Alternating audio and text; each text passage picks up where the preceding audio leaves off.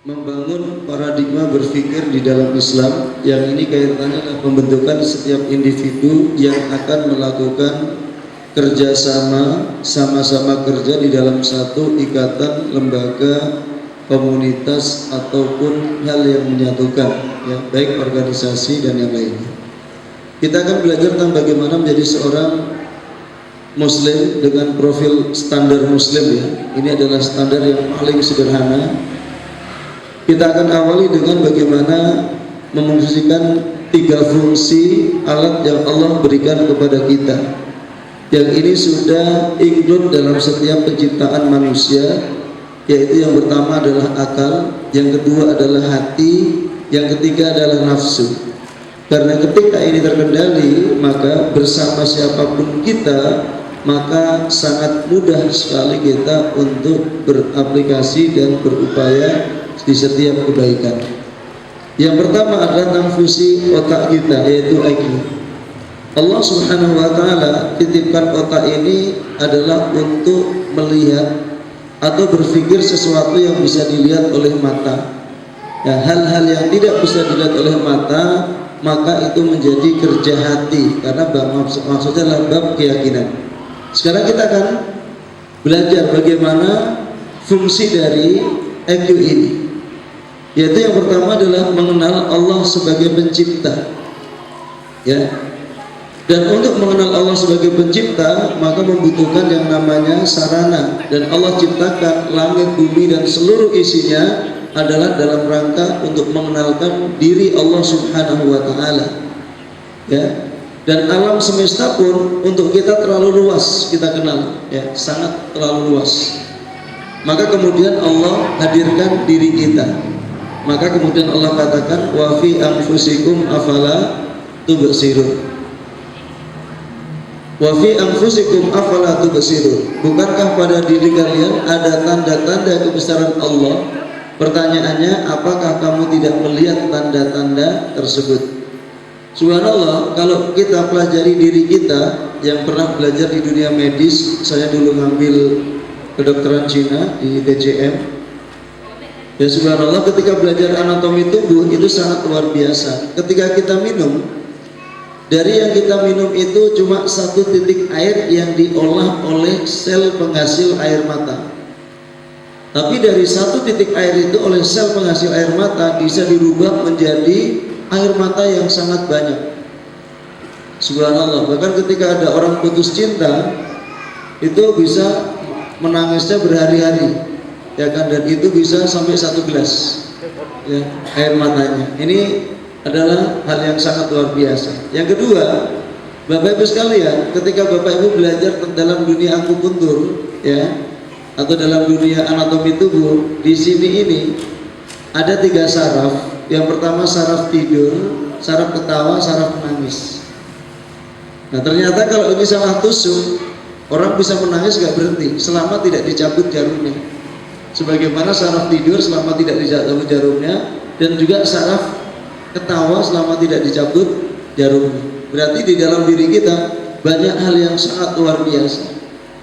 Nah ini adalah sebagai sarana. Jadi pola pikir kita harus dibangun pada pola pikir yang benar, yaitu memikirkan hal yang bisa difikirkan saja. Dan tentu yang bisa difikirkan adalah hal yang bisa dilihat. Maka kemudian Rasulullah mengatakan tafakkaru fi khalqillah wa la tafakkaru fi dzatillah fa innakum lan taqdiru kutubah. Jadi ketika kita mau berpikir, jangan sampai yang gaib, yang nampak saja. Yang nampak saja sudah banyak yang tidak bisa kita pikirkan. Nah ini akhirnya membatasi kemampuan kita pada yang memang dibolehkan untuk kita. Nah kalau kita memanfaatkan ini, maka hasilnya adalah pola pikir kita menjadi pola pikir yang tenang, tidak banyak bingung dan seterusnya. Karena banyak orang yang memikirkan hal yang gaib, yang besok saya harus gimana, padahal masih besok, ya, padahal hari ini belum banyak yang dikerjakan. Soal ini disebut dengan at-tafkir as-salim. Kemudian yang kedua adalah spiritual emosional. Ini terkait dengan qalbu, ya, al-qalbu. Yang pertama, fungsi dari qalbu adalah berharap rahmat dan ampunan Allah. Ya, berharap dan rahmat dan ampunan Allah. Bagaimana cara mengundang rahmat Allah? Di antara cara mengundang rahmat Allah adalah wa mastama'a qaumun fi baitin min buyutillah yatluna kitaballah wa yatadarasunahu bainahum illa nazalat alaihimu as-sakinah wa ghasyatuhum ar-rahmah wa hafathumul malaikah wa dzakarahumullahu fiman indah. Ini cara paling mudah untuk mengundang rahmat Allah adalah dengan belajar dan mengajar Al-Quran. Maka sampai Rasulullah katakan khairukum man ta'allamal Qur'ana wa 'allam. Maka sudah menjadi seyogyanya setiap pertemuan kita dominasi suara Al-Quran harus ada. Jadi kita tidak akan bicara kecuali ada suara Al-Quran. Nah sekarang bagaimana ke depan suara Quran itu tidak dibaca oleh seseorang, tapi setiap kita membaca Quran. Termasuk seluruh aktivitas kita hanya akan biasa diawali dengan Quran. Kenapa? Ketika Allah turunkan Al-Quran Islam sebagai agama kita, itu dominannya adalah suara Al-Quran. Ya, dari mulai Gua Hira, kemudian pindah ke rumah Rasulullah, terus yaitu semuanya suara Al-Quran. Jadi jangan sampai kemudian Al-Quran yang harusnya menjadi hudan, yang namanya hudan petunjuk itu di depan, kemudian apa menjadi dikesampingkan, apalagi dikebelakangkan. Maka kemudian siapapun kita, apapun posisi kita, maka Quran adalah program unggulan kita. Nah nanti harus disepakati untuk semuanya. Karena kalau tidak, satu orang saja bermasalah dalam interaksi dengan Al-Quran, bisa jadi dialah yang menjadi sebab masalah untuk keseluruhan kita. Makanya Rasulullah Umar bin Khattab ketika dalam satu ekspedisi itu kan biasanya keliling kan, dicek mana tenda yang malamnya tidak ada suara Quran. Nah ketika tidak ada dikatakan mungkin dari sinilah kekalahan kita. Nah bisa jadi nanti kita semuanya beraplikasi, tapi ada satu rumah yang bermasalah. Mungkin dari rumah itu yang tempat kita bermasalah gitu. Nah, oleh karena itu di sini pentingnya leader ya untuk terus memastikan bahwasanya junudnya atau tentaranya atau anggotanya adalah orang-orang yang senantiasa mengundang rahmat Allah Subhanahu wa ta'ala. Maka dari sini kemudian dibuat siklus. Jadi bukan target hafalan, tapi siklus waktu kita itu adalah waktu terbanyaknya untuk Al-Quran. Waktu terbanyaknya untuk Al-Quran, maka kemudian dibuat, coba nanti di mapping ya, dibuat map. Kita punya waktu 24 jam, kemarin saya sampaikan.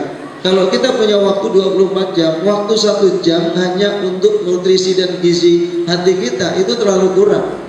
Karena problem yang kita hadapi itu semakin meningkat. Bahkan sesuai dengan kadar keimanan, semakin naik iman seseorang, semakin naik ujiannya, semakin naik ujiannya terus sampai dia meninggal dunia. Jadi jangan pernah berpikir kalau kita itu semakin banyak ilmunya, semakin banyak amalnya, semakin berkurang cobaannya. Tidak, semakin bertambah ujiannya. Nah, kalau sekarang nutrisinya tidak cukup, maka pasti tidak bisa mengcover kebutuhan kita kepada kemampuan kita untuk menghadapi ujian-ujian tersebut. Maka kemudian membaca Al-Quran dan kemudian mengkaji isinya yang dampak sistemiknya adalah menjadi petunjuk dalam hidup harus diupayakan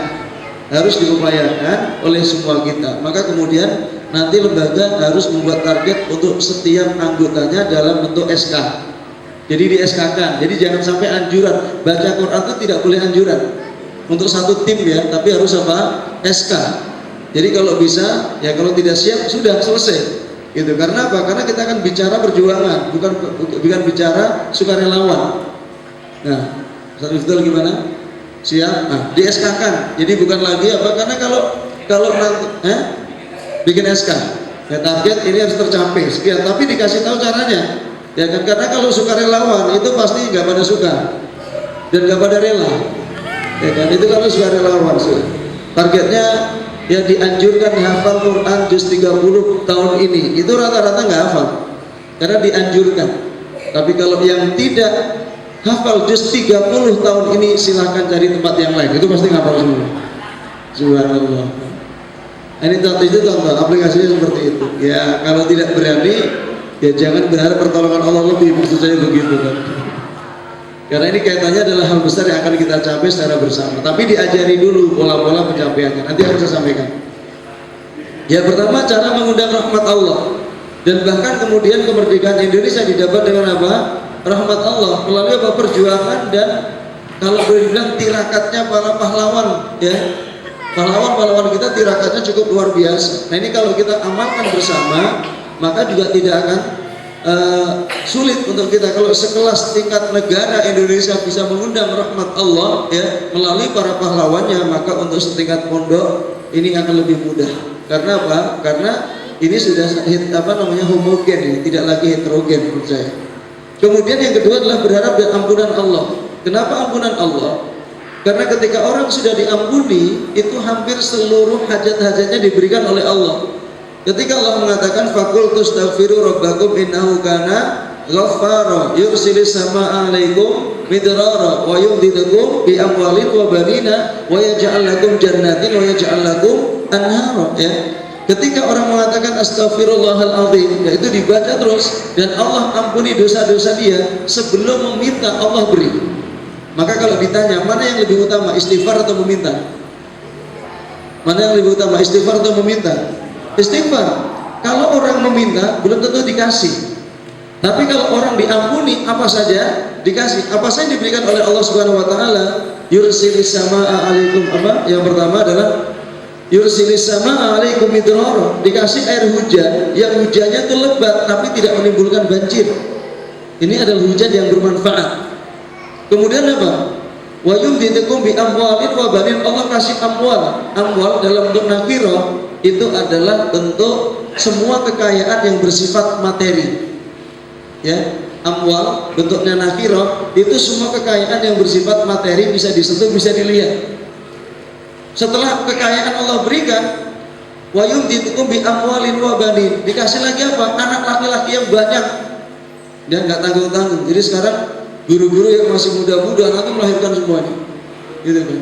Jadi setiap orang melahirkan 5, 10, 15. Nah, penambahan generasinya akan banyak. Karena kemarin saya ngisi pengajian di Cilengsi berapa waktu yang lalu, 8 tahun yang lalu kan, itu semuanya ternyata karena rumah mereka kecil-kecil, itu pada takut punya anak, akhirnya pakai KB semua. Saya bilang yang menanggung rezeki anak siapa? Allah. Nah sekarang kenapa yang ketakutan ibunya? Padahal yang menanggung adalah Allah. Akhirnya seluruh KB-nya dilepas dan semuanya hamil. Ya kan, setelah 7 tahun ada yang punya anak 4, ada yang punya anak 5. Subhanallah. Dan sekarang anaknya juga pada nggak di rumah, pada ngafal Quran. Dulu kan ketakutannya nanti mereka tinggal di mana. Subhanallah, sekarang malah udah pada hafal 30. Ada orang tinggal di pondok pesantren tapi ketakutan masalah rezeki anaknya. Ini kan bertolak belakang. Pondok pesantren mengajarkan kepada keyakinan tawakal kepada Allah, tapi kemudian masih ada orang yang ketakutan, berarti salah pikir, ya kan? Karena memikirkan yang bukan haknya, bukan kewajibannya. Ya. Ini problem untuk kita semua. Ya. Kemudian, wa yaj'al lakum jannatin wa yaj'al lakum anhara. Allah jadikan untuk kalian apa? Kebun-kebun. Dan Allah jadikan untuk kalian apa? Sungai yang mengalir. Mudah-mudahan ini tidak lama lagi, karena tadi grup yayasan habis lihat kan? Ya, calon sungai dan calon kebunnya. Subhanallah, calon sungai dan calon kebun. Ini mudah-mudahan ke depan menjadi pusat wisata syariahnya Pondok Al-Hikmah. Amin. Ya. Jadi setelah nanti semua anggota dari seluruh tim yayasan ini membaca Al-Quran di setiap waktunya, maka semua ditugasi untuk apa? Istighfar. Nah, istighfar. Kenapa? Rasulullah dalam satu riwayat sekali duduk dihitung sahabatnya istighfarnya 100 kali. Kita berapa kali dalam sehari istighfar? Kenapa? Istighfarnya kalau tidak ditentukan orang nggak baca. Bahkan kemudian menjadi kebiasaan yang sifatnya tidak melibatkan otak dan hati. Apa? Ketika istighfar habis sholat. Jadi kamu udah istighfar belum? Udah. Banyak lebih dari 3 kali. Berapa kali? 15 kali. Karena setiap habis sholat berapa? 3 kali. Itu baru untuk dirinya. Lalu bagaimana dengan untuk orang tuanya? Bagaimana untuk saudara-saudaranya? Bagaimana untuk guru-gurunya? Bagaimana untuk kaum muslimin? Subhanallah. Jadi nanti setelah kewajiban untuk program Al-Quran, maka selanjutnya program istighfar. Jadi paling tidak seluruh yang bersama kita di sini wajib beristighfar minimal 100 kali. Subhanallah. Ya, karena kalau tidak, mohon maaf, saya kemarin ngisi di satu lembaga keuangan syariah, ya, bank besar di Indonesia, dan antum saya sudah kenal semuanya. Ketika saya ngisi di pusat bank ini, bank syariah, saya tanya karyawannya kok pada nggak ada. Saya balik tanya, ini pembinaan syariah di bank ini adalah pembinaan sukarela atau pakai SK?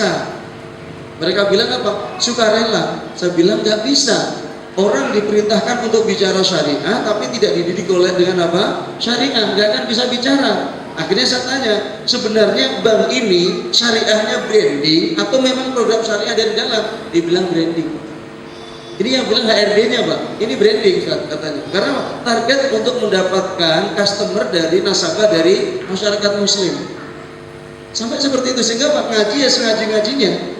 Ya dari seluruh karyawan satu gedung yang sangat besar itu, yang hadir cuma beberapa orang. Nah jangan sampai kemudian apa, program pembinaan di kita juga formalitas, yang penting hadir.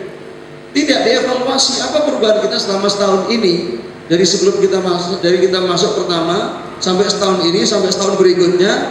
Nah ini kalau tidak ada penataan, maka akhirnya apa? Kita habis waktu dan energi kita untuk pembinaan ya kepada murid-murid dan santri kita, tapi untuk orang terdekat kita tidak pernah merasakan apa-apa. Nah ini pentingnya adalah pembinaan. Maka program istighfar selanjutnya dilanjutkan. Kemudian takut, rasa al-khauf ya, al-khasyah. Takut dari apa? Murka dan adab Allah. Kalau ditanya, apa perbedaannya adab Allah dan musibah? Ada yang tahu? Apa itu musibah? Apa itu adab? Musibah adalah cara Allah menghapus dosa orang beriman, meningkatkan derajatnya dan membuat doanya mustajab. Itu musibah. Maka musibah bagi orang beriman itu adalah upgrading dari Allah.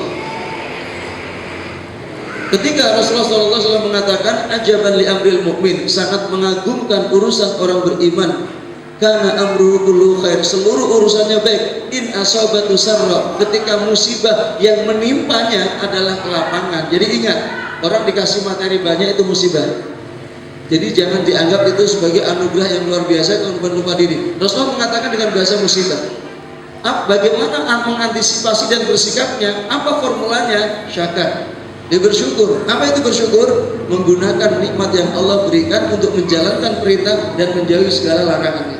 Hampir sama dengan definisi takwa, tapi bedanya adalah ditambah dengan apa yang Allah nikmatkan. Fakana khairan lahu, dan itu baik untuknya. Wa in asabatu dharra, ketika musibahnya sebaliknya, yaitu apa, dalam kondisi kesempitan, kurang, maka dia bersobat. Fakana khairan lahu wa laisa dzalika illa lil mu'min. Kejadian orang yang sabar dan syukur tadi tidak akan pernah terjadi kecuali hanya kepada orang-orang yang beriman. Nah, upgrading dari keimanan adalah ketakwaan. Apa ketakwaan? Ketakwaan lebih dahsyat lagi. Sudah tidak lagi bicara sabar syukur, tapi sudah ada tambahannya. Selain sabar syukur adalah alladzina yunfikuna fis sarra'i wad-dharra'i wal kadhimina al-ghaidha wal 'afina 'anil nas. Yang diberikan istimewa bukan sisa. Yang kedua selalu menahan emosi. Yang keempat, yang ketiga selalu memaafkan semua orang yang pernah menyakiti. Gampang atau tidak? Memaafkan semua orang yang pernah menyakiti. Mudah atau gampang? Mudah atau gampang? Jangan katakan susah, pilihannya cuma dua, mudah atau gampang. Ya kan, subhanallah. Kenapa? Karena orang yang bertakwa itu Allah ampuni dosanya. Karena dia diampuni dosanya oleh Allah, maka semua orang yang pernah bermasalah dengan dia maafkan semuanya. Makanya kata-kata yang digunakan adalah wal afina, kata afun. Yang ini juga digunakan ketika orang berdoa di malam Lailatul Qadar. Allahumma innaka afuwun tuhibbul afwa fa'fu anni. Sekarang pertanyaannya, apa perbedaannya maghfirah dengan afun? Ada yang tahu? Halo. Perbedaan maghfirah dengan afun, ada yang tahu? Boleh ngarang. Afun dengan maghfirah ya. Para ulama lughah mengatakan maghfirah itu ya, kata para ulama lughah, maghfirah itu adalah seperti gelas yang jatuh, pecah, kemudian dilem. Setelah itu apa? Bisa digunakan untuk minum, tidak netes, tapi bekas pecahnya masih kelihatan. Itu maghfirah.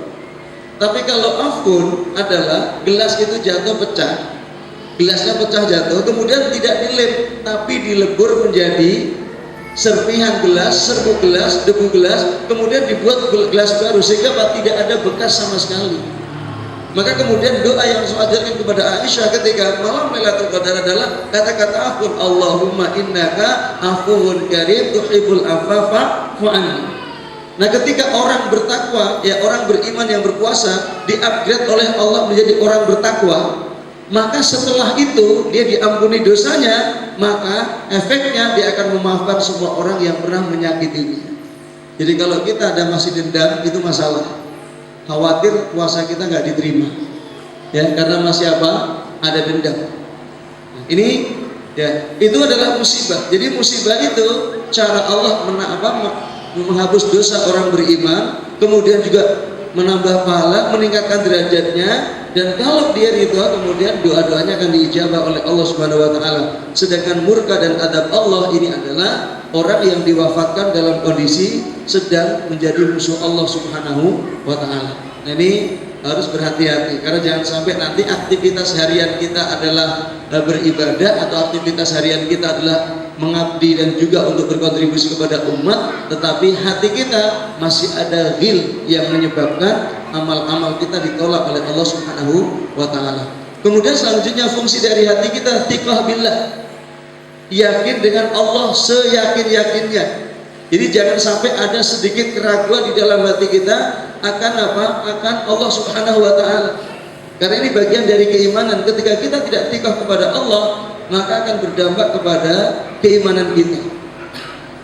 Yang selanjutnya adalah Pak, yakin dengan pertolongan Allah. Ya, kita sudah melakukan satu amalan yang sangat luar biasa, memberikan pendidikan kepada orang-orang di sekitar kita, bagaimana membuat mereka beriman kepada Allah, kemudian birrul walidain dan seterusnya, kemudian kontribusi kepada umat yang ada di sekitarnya. Nah, ini adalah pola untuk mengundang pertolongan Allah. Karena Rasulullah SAW pernah mengatakan, wallahu fi aunil abdi maka al abdu fi auni akhi. Allah akan menolong seorang hamba ketika hamba itu menolong saudaranya. Berarti yang harus kita bangun dalam jiwa kita dalam pembinaannya adalah khidmatul akhil muslim syarafun. Menjadi pelayan bagi seorang muslim itu adalah kemuliaan. Jadi jangan sampai kemudian ada orang yang gengsi menolong saudaranya, gengsi membantu saudaranya, gengsi untuk apa? Ya, terlibat dalam perbaikan saudaranya. Khidmatul akhil muslim syarafun, ya, menjadi pelayan bagi seorang muslim adalah kemuliaan, ya, subhanallah. Kemudian yang terakhir adalah merasakan muraqabatullah dan nikmat Allah. Ya, kita sering diajarkan tentang bagaimana muraqabatullah. Bagaimana cara mengundangnya tadi, pola dari awal. Ya, rahmat Allah bisa diundang dengan apa? Tilawah Al-Qur'an. Kemudian juga bisa diundang dengan apa? Ampunan Allah Subhanahu wa taala dengan cara istighfar. Nah, ini nanti semuanya ya akan menghasilkan muraqabatullah. Nah, kalau kita sering membaca Al-Qur'an dan kemudian memahami isinya, kita sering beristighfar dan mohon ampun kepada dan memahami isinya, maka dimanapun kita berada akan selalu merasa diawasi oleh Allah. Dan dampaknya orang yang sudah mendapat merasakan muraqabatullah, maka seluruh kehidupannya akan jadi nikmat yang sangat luar biasa. Maka kemudian Rasulullah kemudian mengajarkan kepada kita doa yang cukup luar biasa. Allahumma a'inni ala dzikrika wa syukrika wa husni ibadatik. Ya, zikir, ya, kemudian apa? Syukur, kemudian perbaikan ibadah. Kenapa? Karena yang ada adalah ini satu rentetan perhatian yang sangat dahsyat dari Allah Subhanahu wa taala. Nah, ini nanti akan menghasilkan yang namanya al-quwwah ar-ruhiyah.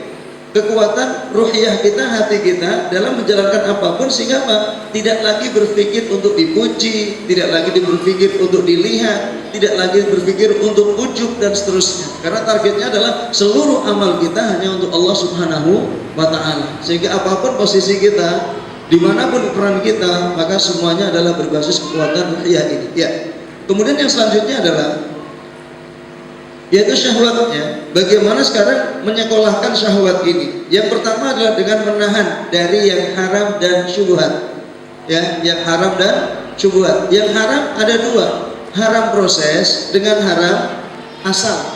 Haram asal itu ya dari jenisnya babi, ya, haram gitu kan. Kemudian proses adalah ketika di situ terjadi kayak kemarin transaksinya ada ribanya atau hasil mengambil hak orang dan seterusnya. Nah, sekelas kita ya yang belajar agama ini paling tidak hal-hal seperti ini sudah ditinggalkan.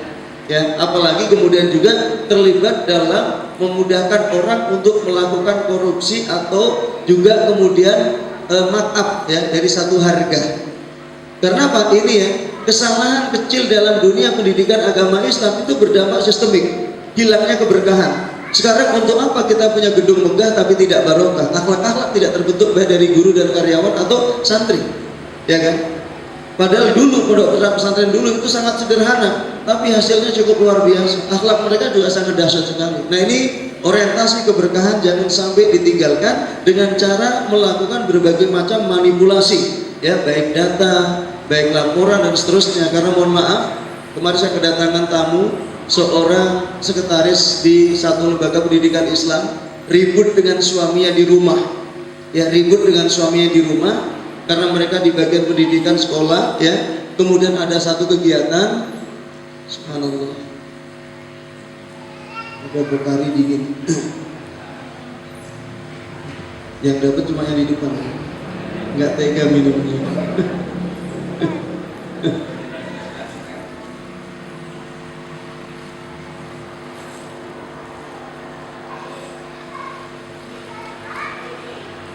Ya, syukur, jadi kedatangan ya suami istri ini ribut. Suaminya sekretaris satu lembaga pendidikan Islam yang itu dibawahi oleh yayasan. Apa yang dilakukan? Membuat laporan keuangan. Laporan keuangan itu dua. Ke sekolahnya masih sisa, ke yayasannya sudah habis. Kemudian ribut nih suami istri. Kata suaminya, nggak boleh mah, nggak. Pokoknya kita ke rumah Ustaz Anwar. Suaminya juga Ustadz nggak dipercaya sama istrinya. Akhirnya datang ke rumah saya, Ustadz kalau begini ya nggak boleh lah, uangnya ada kok dilaporkan tidak ada, gitu kan? Kalau tidak, kalau apa? Kalau memang habis bilang katakan habis. Karena mohon maaf, kita guru ini bukan penjual dan kita guru profesi guru ya tetap guru, ya, bukan penjual dan seterusnya. Akhirnya apa? Sudah dilaporkan apa? Ada ya, dikembalikan karena ketika kita memberikan akad kepada siapapun harus disesuaikan dengan akadnya. Akhirnya di sekolah-sekolah yang susah supervisi, ya, termasuk yang di Bekasi kita ada sekolah formal, maka kemudian tidak boleh ada guru yang jualan, ya, jualan program, jualan bahan-bahan, jualan macam-macam lah. Pokoknya guru adalah mengajar. Kalau dia perlu apapun tinggal minta ke yayasan dalam bentuk barang yang jadi. Perlu buku, kasih buku. Jadi tidak perlu membeli lagi. Karena ketika membeli, apa yang terjadi? Ada ketika minta ke toko, nanti ke pihak tokonya, ada satu toko di Kuningan, saya konsultannya, itu dari sekolah-sekolah, ya, itu banyak yang minta ketika membeli supaya minta kwitansi harganya lebih. Dikasih kwitansi kosong dengan stempel dari sekolahnya, kemudian nanti Pak tolong harganya sekian. Kata pihak toko, karena saya konsultannya, tidak boleh ada orang yang membantu sekolah melakukan markup. Kenapa? Mereka melakukan kejujuran tapi mereka sendiri tidak jujur. Ini problem yang sangat luar biasa dan cukup mengerikan. Mengajarkan kejujuran tapi tidak jujur. Sekarang ketika bagaimana orang yang ngajarin kejujuran tapi tidak jujur, apa yang terjadi? Hilangnya keberkahan, dan ini akan sangat mengerikan, ya. Akhirnya target-target yang kita dapat, yang kita capai tidak akan pernah tercapai. Subhanallah, ya. Kemudian apa? Tidak berlebihan dalam bab yang mubah, ya. Tidak berlebihan dalam bab yang dibolehkan. Kenapa? Karena ketika orang berlebihan dalam yang mubah juga kan masalah, ya.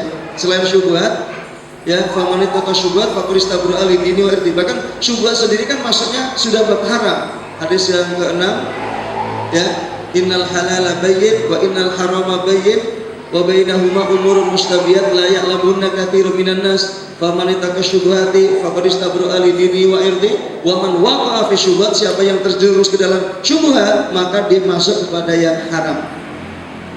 Nah, sekarang ternyata yang boleh saja tidak boleh berlebih-lebihan. Berarti ala kadarnya, ya. Ini dampaknya cukup luar biasa. Apa dampak dari ini semuanya? Adalah al-quwwah al-akhlaqiyah. Jadi kekuatan akhlak dan karakter. Sehingga orang seperti ini sulit untuk disogok. Sulit, orang seperti sulit dipengaruhi dengan materi.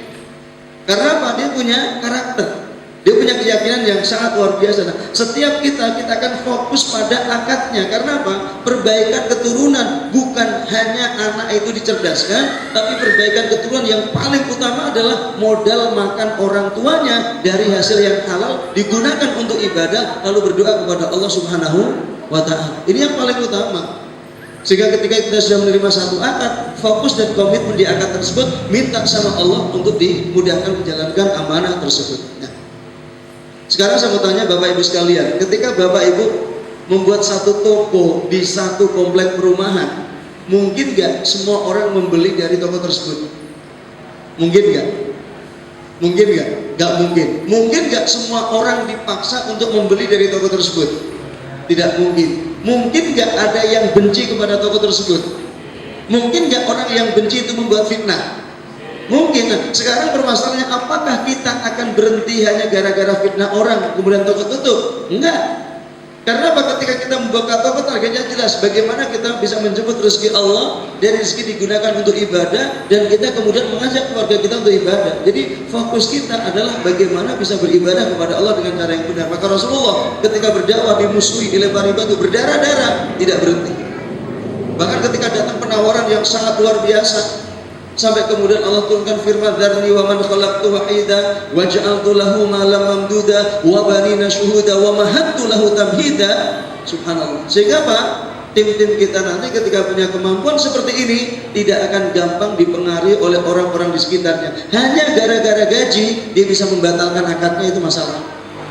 Ada yang menawari gaji lebih besar, kemudian dipikir di sana lebih besar. Nah, tidak, kita akan fokus pada akad sampai selesai. Akadnya setahun, selesaikan setahun. Akadnya 5 tahun, selesaikan 5 tahun.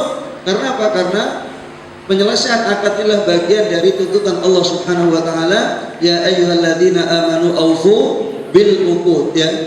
Karena orang yang tidak menepati janji, problem lagi, dia jadi orang munafik.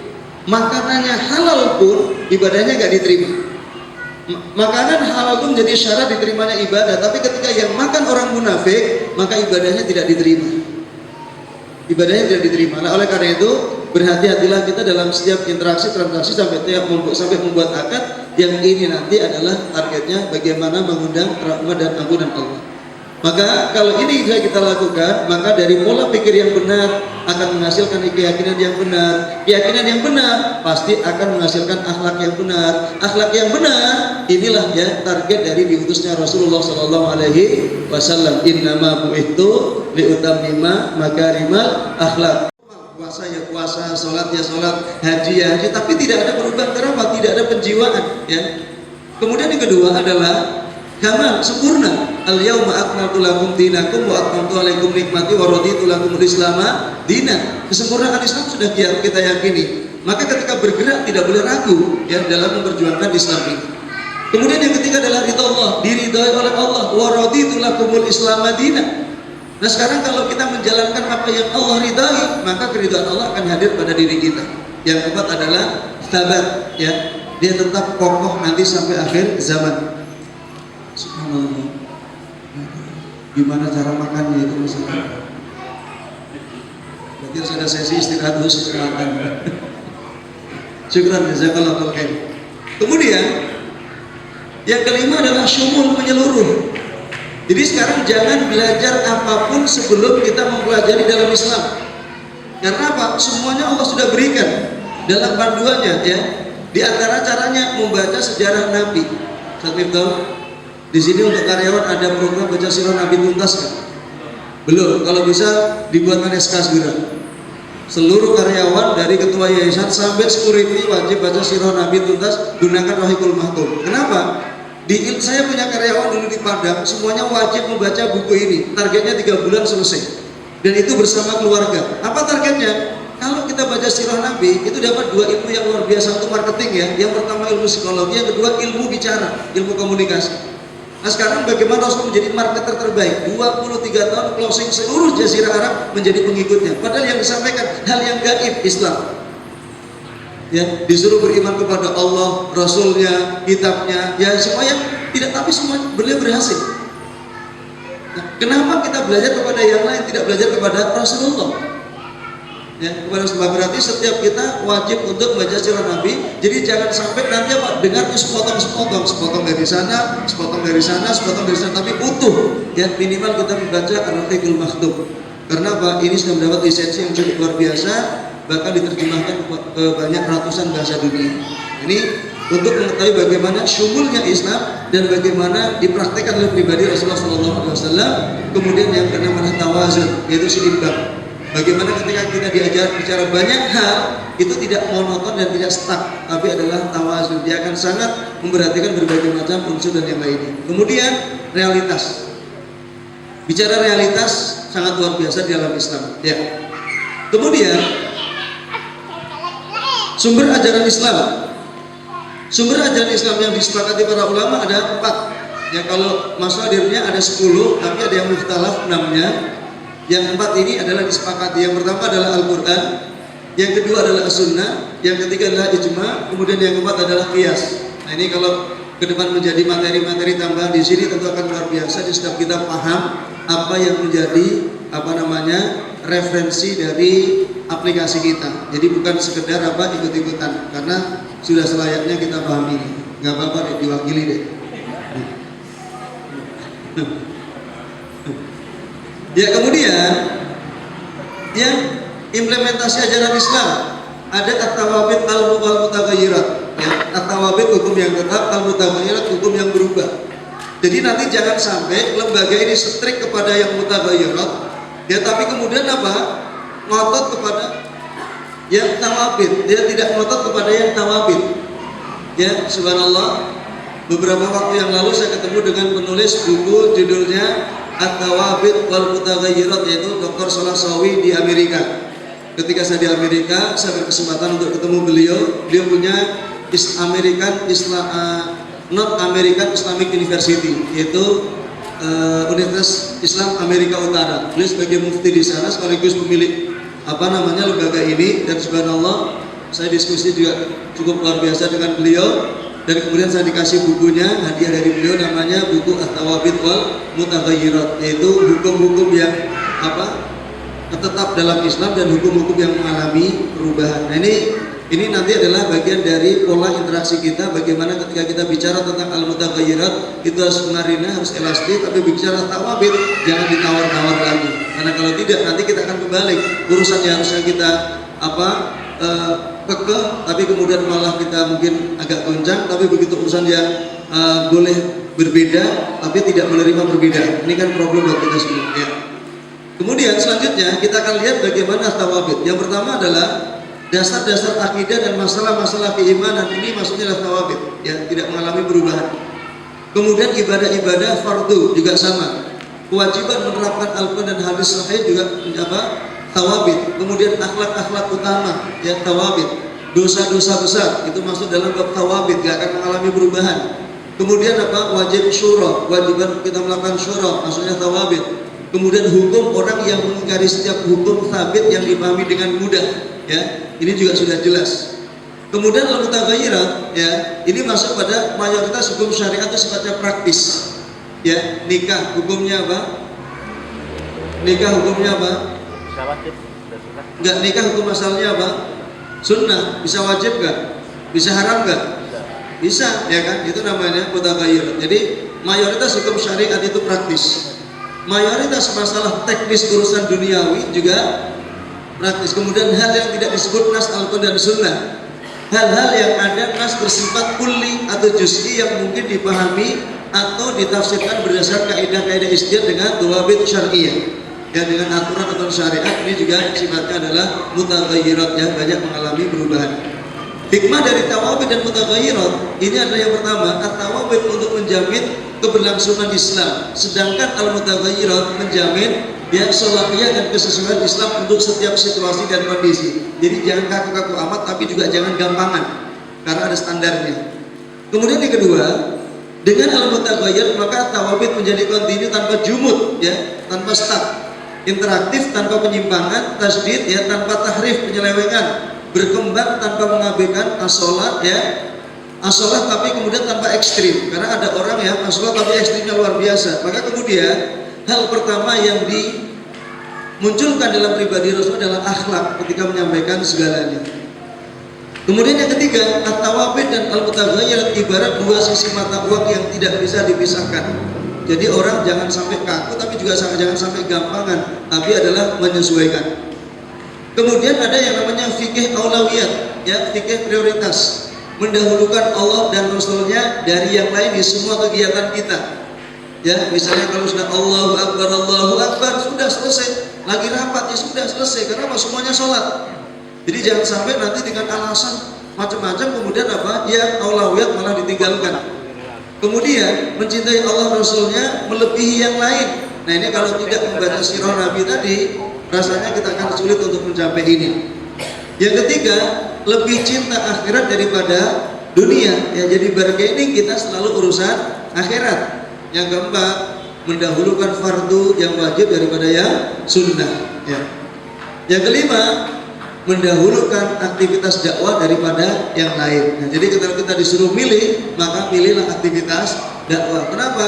Dakwah ini adalah bagian dari sebab ya Allah Subhanahu wa taala memberikan berbagai macam kemuliaan. La an yahdiyallahu bika rajulan wahidan khairun minad dunya wa ma fiha. Sekarang kita lihat bagaimana Al-Walid bin Mughirah ketika diutus untuk bernegosiasi dengan Rasulullah, kemudian menyampaikan seluruh apa yang dia sampaikan, ya.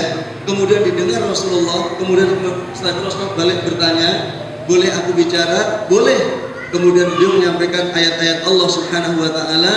Setelah mendengar maka terjadi perubahan yang cukup luar biasa pada diri Al-Walid bin Mughirah. Maka kemudian ketika ditanya oleh ya tokoh-tokoh kafir Quraisy, tadi kamu berangkat pengen ketemu Muhammad dalam kondisi semangat, pasti bisa berargumentasi dengan dia, tapi begitu kamu datang dari dia kamu lemes seperti ini, apa yang terjadi pada kamu? Maka dia mengatakan, wallahi laqad nadartu fi ma qala ar-rajul. Sungguh aku telah betul-betul mencerna apa yang dikatakan orang yang bernama Muhammad ini. Fa idza huwa laysa bi syi'r, kata-katanya itu bukan syair. Wa inna lahu lahalawah, ya. Ketika mendengarnya subhanallah rasanya nikmat sekali. Kemudian wa inna alaihi latalawah, ya, susunan kata yang disampaikan begitu indah. Wa innahu la ya'lu wa la yu'la alaihi, ya. Apa yang disampaikan itu tinggi dan tidak ada yang bisa lebih tinggi daripadanya. Kemudian terjadi kesepakatan, kan kamu kayak orang yang sihir. Ya sudah, katakan ya kalau itu adalah sihir, maka kemudian diikuti wa ma asyukku annahu sihir, dan saya tidak ragu lagi kalau yang dikatakan Muhammad adalah sihir. Maka kemudian turun dari wa man khalaqtu wahida wa ja'altu lahu malam mamduda wa barina syuhuda wa mahatu lahu tamhida, dan seterusnya. Nah, ini adalah goncangan-goncangan dalam aplikasi dakwah. Nah, kalau kemudian kita tidak punya hubungan kekuatan rupiah di antara kita, maka sangat mungkin di antara kita adalah orang yang disusupkan, ya. Maka sangat mungkin di antara kita adalah orang yang punya kepentingan untuk pribadinya dan seterusnya, dan ini akan bermasalah untuk kita semua. Ya, itu saja sebagai materi pembuka dari saya. Mudah-mudahan ini nanti bisa ditindaklanjuti dari aplikasi penyatuan frekuensi setiap anggota, dan bagaimana caranya sekarang kita lihat. Yang kedua adalah paling tidak kita melakukan upgrading ya untuk program. Bagaimana program ini, dan saya yakin sudah diupayakan, bagaimana ke depan Ma'had Al-Hikmah ini menjadi laboratorium Al-Quran untuk tingkat Boyolali. Setuju nggak? Menjadi laboratorium Quran tingkat Boyolali. Iya, maksudnya ke depan, ya kan. Kalau tahun pertama untuk Al-Hikmah dulu, ya tahun kedua Boyolali, tahun ketiga untuk Solo Raya, ya tahun keempat untuk Jawa Tengah. Nggak apa-apa, Bismillah kan. Ya, bagaimana sasaran programnya? Ini berlaku untuk semua yang terlibat kultur Qur'ani di seluruh waktu, aktivitas awal, tengah, dan akhir. Bagaimana semua kegiatan itu awalnya adalah Quran. Yang mau masak baca Quran dulu, security mau jaga baca Quran dulu, guru yang mau ngajar juga baca. Semuanya termasuk semua murid adalah Quran. Di awal waktu terserah waktunya berapa lama. Ini saya lakukan di perusahaan, tingkat perusahaan saja bisa. Ada perusahaan lain yang saya bangun di daerah Ciketing, di daerah arah Parung, ya. Itu menjadi maklum sekarang. Azikro, Ali Jabir itu banyak ambil dari situ waktu itu. Itu seluruh karyawan 15 menit sebelum masuk itu semuanya ditalqin Quran. Kemudian habis sholat duhur ditalqin Quran semua, sebelum pulang ditalqin Quran semua. Nanti setoran tiap pekan. Nah, habis itu langsung kajian tafsir apa yang mereka hafal. Itu untuk kelas karyawan. Setuju gak kayak gitu, Bu? Setuju gak? Tinggal menunggu SK. Soalnya kalau nggak ada SK-nya, jalannya 3 pekan. Ya kan? Habis itu terseok-seok, habis itu ngadat. Itu kalau nggak ada SK, tapi kalau ada SK, semua berkomitmen untuk apa?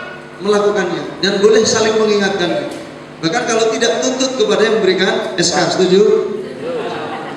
Kalau tidak berjalan, seru juga. Nggak apa-apa, dari mana aja. ketua yayasan bisa nyuruh direktur pendidikan juga kok. Jadi tunjuk-tunjukkan, akhirnya SK nggak keluar. Ya, ini repot lagi ya. Jadi kultur Qur'ani di semua waktu aktivitas kita, awal, tengah, akhir. Nah, subhanallah. Jadi orang yang nggak bisa, nanti kan tinggal membuat klasifikasi yang bisa menghafal, yang tidak bisa membaca, sehingga pas semuanya di frekuensi yang sama dengan Al-Quran ini. Yang kedua adalah sholat jamaah tepat waktu, berhenti sebelum adzan. Ini aplikasi dari kedua. Jadi jangan sampai nanti ada seorang guru, karyawan atau siapapun dari bagian di lembaga ini nyuruh sholat jamaah atau adzan, kemudian yang disuruh anak kecil. Anak-anak yang belum akil balik itu kan tidak wajib sholat jamaah kan? Nah sekarang yang wajib sholat jamaah siapa? Gurunya. Ya, nah sekarang gurunya malah gak jamaah, ini problem, gitu kan, problem. Apalagi SD. Kemarin saya di satu TK diundang, kemudian mereka menceritakan, Ustadz, alhamdulillah program unggulan di TK ini adalah semua siswa-siswi setiap pagi semuanya infak. Setiap pagi, iya. Saya tanya, gurunya infaknya kapan? Seminggu sekali. Yang wajib infak itu gurunya, saya bilang gitu karena udah akil balik. Kenapa yang dibanggakan muridnya? Ya kan? Yang wajib infak siapa? Guru. Guru yang wajib, karena murid belum akil balik, ngapain juga infak kan? Gak infak gak ada dosa dia. Kalau guru gak infak, nyuruh infak gimana? Kaburo mantan.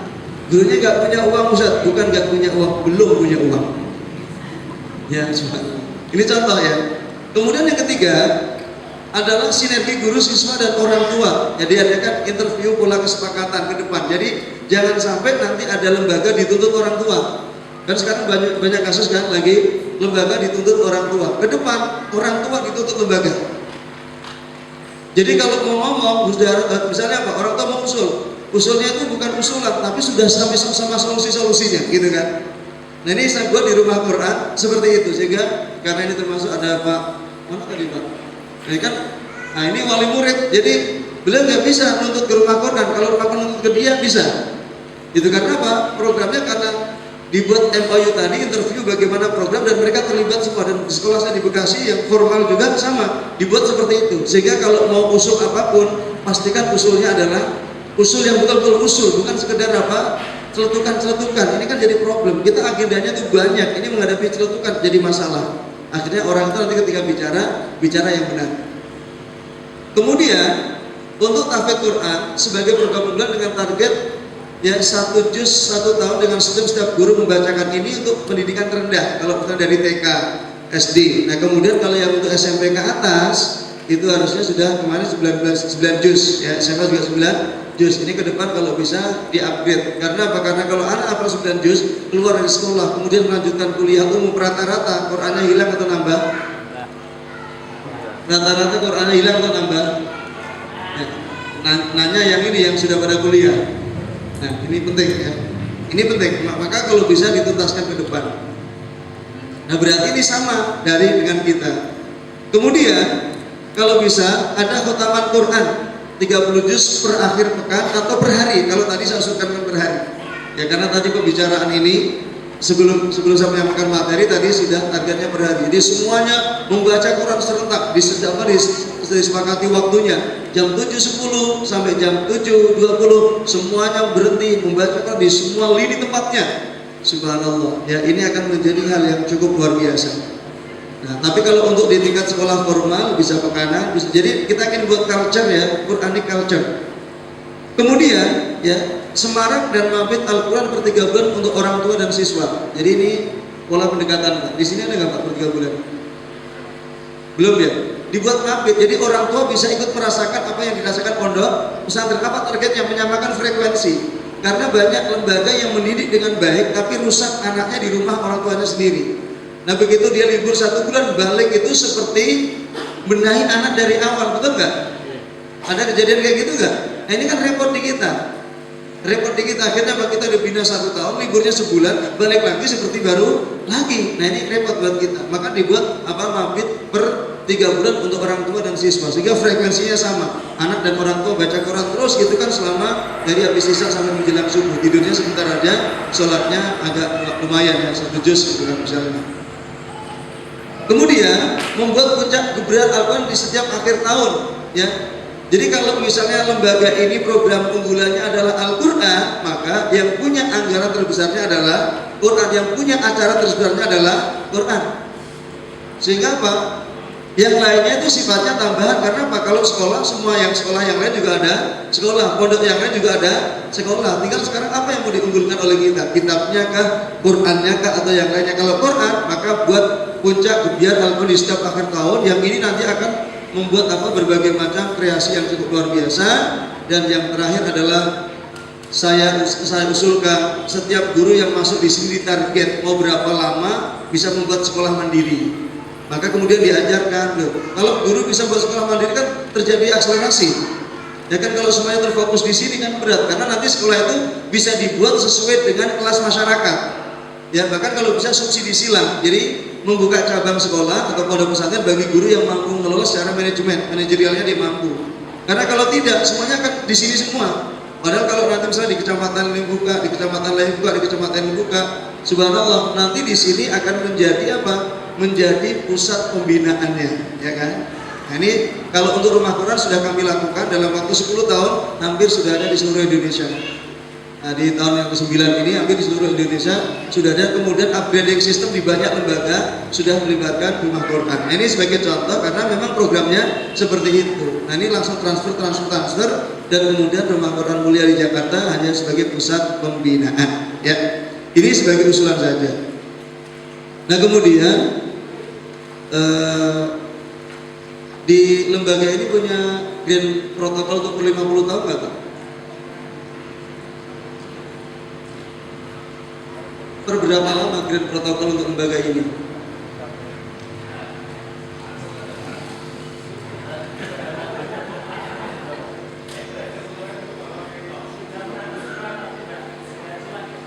Nah, maksud saya adalah, mohon maaf, karena saya banyak fasilitasi lembaga untuk itu. Saya contohkan ini yang sedang berjalan lembaga di Bekasi ya, karena saya kemarin akan jadi konsultan. Kenapa?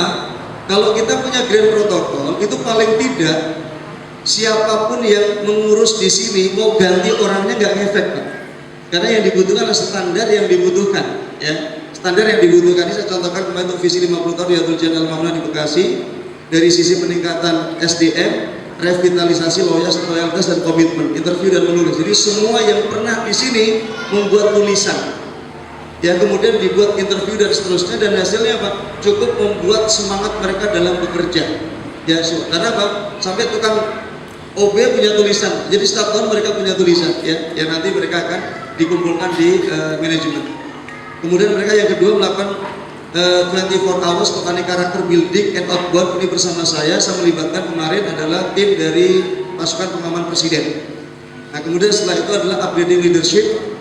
Kemudian setelah itu adalah reorientasi aturan kerja. Jadi kita semangat baru dengan pola kerja. Ini ketika saya membuatkan kurikulum untuk SDM yang ada di lembaga tersebut. Sampai kemudian pembagian kinerja. Sampai nanti ketika kita akan memasukkan program-program lokal seperti Al-Quran, maka kemudian ada standarisasi, pembukaan kurikulum, kemudian penguatan sampai trial, semua terlibat di tingkat top manajemen sampai evaluasi kurikulum, baru penerapan kurikulumnya. Nah, ini kemarin yang kita buat. Jadi kalau ini sampai kita buat, insya Allah dampaknya akan sangat luar biasa, dan setiap kita bisa berpikir untuk membuat lembaga lagi. Nah, kalau tidak kan stuck semua, ya kan? Kalau bisa setiap kita yang hadir di sini yang mampu membuat lembaga, buat. Karena ini bagian dari pengembangan lembaga Al-Hikmah, insya Allah. Ya, itu saja penyampaian saya pada kesempatan pagi hari ini. Mungkin akan dilanjut dengan tanya jawab, sharing dan seterusnya. Mudah-mudahan kita bisa berjalan bersama. Subhanakallahumma bihamdika, asyhadu an la ilaha illa anta, astaghfiruka wa atubu ilaik. Assalamualaikum warahmatullahi wabarakatuh. Baik Ustaz, Assalamualaikum warahmatullahi wabarakatuh. Kemarin Ustaz Nurul Anwar menyampaikan bahwasanya pegawai di rumah Quran yang disampaikan adalah untuk pegawai masaknya gitu ya, hafal 7 juz gitu ya. Jadi yang saya tanyakan adalah ketika kebijakan yang diterapkan di sana gitu ya, untuk silakan semua pegawai menghafal Quran gitu ya, maka fasilitas apa yang dilakukan oleh pihak yayasan atau pihak pesantren sehingga tukang masak kok bisa enjoy ya, bisa mudah untuk menghafal Quran gitu. Tapi kalau misalkan dibuatkan SK tidak difasilitasi kan susah tadi ya, begitu gitu. Artinya fasilitas apa yang diterapkan di sana sehingga tukang masak pun bisa menghafalkan dengan nyaman gitu. Terima kasih. Sehingga tukang masak itu bukan pekerja kami, tapi dia adalah keluarga kami dan berhak untuk mengupgrade. Nah, sekarang bayangkan dia tukang masak, dia dulu kerja di Hong Kong, kemudian Singapura, itu lingkungannya kan jelas lingkungan orang yang tidak beragama. Kemudian ketika pulang tiba-tiba ingin minta bergabung dengan saya, mau judulnya kerja, tapi saya balik, kalau di tempat kami bukan kerja tapi ngaji. Nah kalau mau ngaji silakan, nanti dikasih pekerjaan. Tapi kalau tidak ngaji, saya tidak kasih kerjaan, malah boleh jadi santri. Nah itu juga ada seorang waktu itu security dari Batam, dari Kendal, itu masuk ke tempat kami sekeluarga, suami istri. Jadi dia pengen masuk ke dalam staf kesehatan karena backgroundnya dulu di Bekah di Tibun Nabawi. Saya bilang kamu ngafal Quran dulu, saya kasih waktu satu bulan atau 1 juz. Nah, kamu saya bayar selama 1 bulan sebagai pekerja, tapi kerjaan kamu hafal Quran. Nah, setelah 1 bulan persis, anak itu hafal 1 juz. Setelah itu baru saya kerjakan. Kenapa? Karena saya ingin frekuensi kami dengan semua yang ada sama, yang sama-sama sebagai aplikator Al-Quran. Sehingga nanti apapun posisinya, itu bukan sebagai pekerjaan berat, tapi itu adalah bagian dari hal yang mudah untuk kami. Sehingga itu berlaku untuk tukang cuci mobil, untuk bagian tukang masak, untuk semuanya seperti itu. Dan semuanya sudah mengajar, tukang masak kami sudah mengajar, tukang cuci mobil kami juga sudah mengajar. Maka kemudian kami targetkan setiap 3 tahun kita ganti tukang masak. Karena tukang masak pertama jadi hafidhah. Itu tukang masak itu dari pekerja umum ya. Kalau dari pesantren tentu akan lebih dahsyat. Kenapa? Ini yang saya sampaikan kemarin, siapapun kita berhak untuk hidup mulia, berhak untuk sholatnya khusyuk, berhak untuk keluarganya bahagia. Karena kalau kita lihat bagaimana siklus ketika Islam datang pertama, yang merespon pertama adalah orang-orang terkuat atau orang lemah. Islam. Respon pertama dari orang kuat atau orang lemah. Orang lemah kan, Bilal bin Rabah, Sumayyah dan seterusnya itu orang lemah semua. Dan mereka lah yang memberikan hal yang sangat. Bahkan kemudian Abdullah bin Umi Maktum yang akhirnya diutus untuk mendamaikan Aus dan Khazraj yang berperang selama 120 tahun. Ini adalah hal yang sangat luar biasa. Nah, kalau kemudian kita adalah orang-orang yang sudah mulia, maka kelasnya kelas Umar. Ya, gitu. Maksudnya kelas Umar. Jadi ketika saya usulkan SK, saya sudah usulkan berbagai macam tahapan sebelumnya. SK itu closing, karena biasanya lembaga pendidikan formal itu SK-nya juga formal. Tapi kalau anjuran biasanya nggak jalan, setahu saya begitu. Termasuk di tingkat perbankan, masa diundang di Bank Syariah Pusat, saya tidak sebut namanya, itu juga begitu. Saya tanya, ini branding atau aplikasi? Mereka mengatakan HRD-nya bilang saya branding, maka pengajian juga tidak dibuat SK. Karena apa? Kalau mereka tahu benar santrinya pada keluar semua takutnya kan, jadi repot lagi buat mereka. Nah sampai seperti itu. Gitu. Oke ya, sudah paham kan soal. Jadi semuanya dari awal dibangun visi yang sama. Kemudian diajari dikit, ya sudah. Kemudian akhirnya apa? Tukang dapur interaksi dengan orang-orang kaya yang lainnya udah biasa. Jadi nggak ada perbedaan di situ sudah. Karena kita anggap dalam urusan ngaji kita sama. Bedanya kerja saja di posisi. Ya cukup. Itu Mas Joko. Berarti mohon maaf Ustaz, menambahkan Ustaz Joko sekalian. Berarti ada program evaluasinya juga saja. Dalam artian ketika memang diminta untuk menghafal setoran, kemudian itu per hari atau per pekan atau bagaimana saat untuk sistemnya? Kalau untuk karyawan per hari, setiap hari mereka ditugaskan kemarin membaca pakai lembaran. Kalau sudah lewat 1 juz tidak perlu pakai lembaran karena dia sudah punya pola. Biasanya itu repotnya di 1 juz pertama.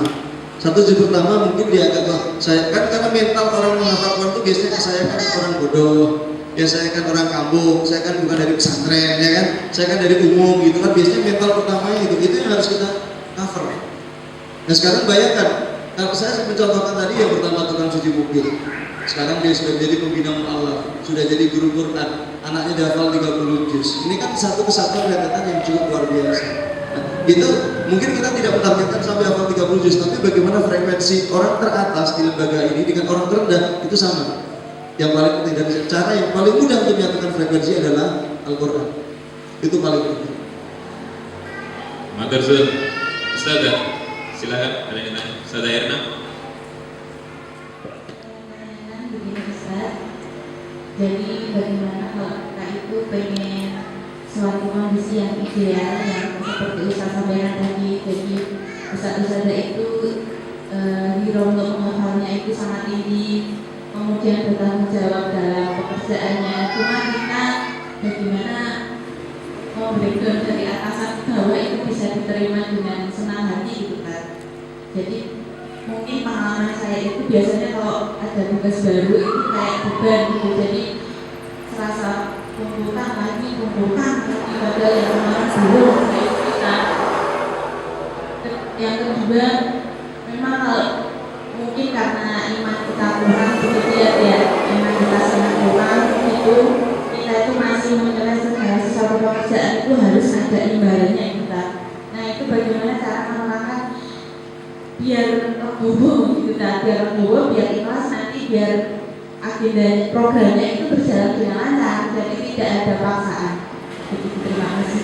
Subhanallah, ini pertanyaannya mudah dan jawabannya juga mudah, tapi aplikasinya agak susah. Kenapa? Tadi kan yang pertama ketika menerima pekerjaan itu terima. Kemudian terakhir ketika itu tidak lagi berhitung dengan nilai materi dunia. Yang tengahnya iman kita naik turun. Berarti sebenarnya naikkan iman saja selesai. Iya kan? Dinaikkan kan masalah di iman yang naik turun tadi gitu. Nah, makanya kan saya tanya tadi, pernah nggak kita baca sirah Nabi tuntas? Belum kan? Mulai dari situ.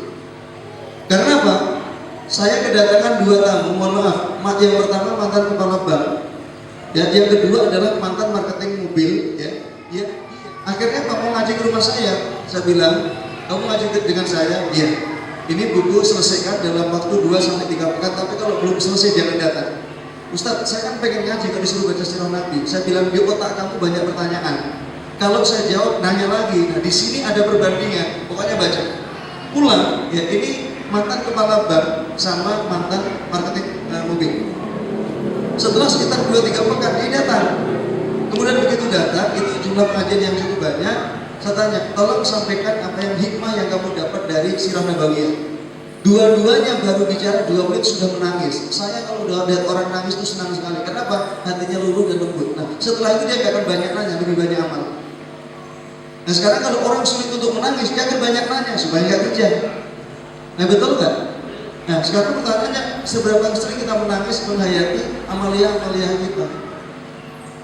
Nah itu yang paling penting. Maka kemudian kalau bicara tadi program di lembaga, saya bilang setiap 2 pekan saya punya pertemuan khusus dengan para guru untuk pembinaan. Tapi setiap 2 pekan berikutnya seluruh guru dan keluarganya wajib datang ke tempat saya untuk pembinaan plus keluarga mereka. Saya tidak ingin punya staf keluarganya bermasalah. Termasuk orang tuanya ada masalah, termasuk adik-adiknya itu semuanya wajib kumpul untuk keluarga inti untuk menyelesaikan. Jadi nanti akan saya tanya, apa masalah keluarga kamu? Pekan ini harus selesai. Apa misalnya sebenarnya? Dan ini membuat mereka kerja otot, tidak lagi berpikir yang sana kemari. Nah ini termasuk dia mau biaya sekolah nggak ada, mau bangun rumah ini uangnya kurang, ada pinjaman di bank dan seterusnya. Itu harus diselesaikan satu-satu. Karena orang terdekat kita ketika tidak menikmati aplikasi kita kan juga sayang. Nah itu ya kami lihat. Sehingga Pak frekuensi sangat terus. Sehingga saya keliling sekarang kemana-mana semuanya berjalan. Nanti setiap ini laporan, ya Ustaz, hari ini gini, hari ini gini. Sehingga nanti begitu pun buat aplikasi ini sudah mudirnya sudah WA lagi, Ustaz besok malam kumpul ya siang gitu. Itu ketika kumpul ngaji. Jadi semua kumpul itu setoran dulu sebelum rapat, setoran Quran semua dari mudir sampai yang paling bawah setoran semuanya. Sehingga apa? Semuanya sama frekuensi. Nah begitu besok masuk yang keluarga semuanya setoran semua, suaminya setoran, istrinya setoran, anaknya setoran, malamnya saja tahajud semua minimal 1 juz. Nah, itu akan mengadakan kondisi di mana interaksi hati kita kokoh. Nah, itu boleh dilakukan seperti itu. Dan kalau itu nanti ya minta ke beliau atau ke beliau. Cukup Ustaz.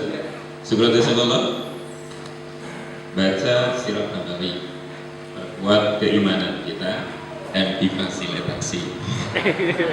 Gitu ya. Tidak menangis, udah bertanya. Nanti saat turun kita kok nangis di saya. Saya enak gitu solusinya. Perkuat keimanan dan nanti nangis. Yes. Monggo Ustazah lagi kita berikan kesempatan untuk bertanya dan syukur sudah ada solusi yang nanti bisa disampaikan. Mau nangis nggak bisa ini. Jadi yang pertama, kita kan tadi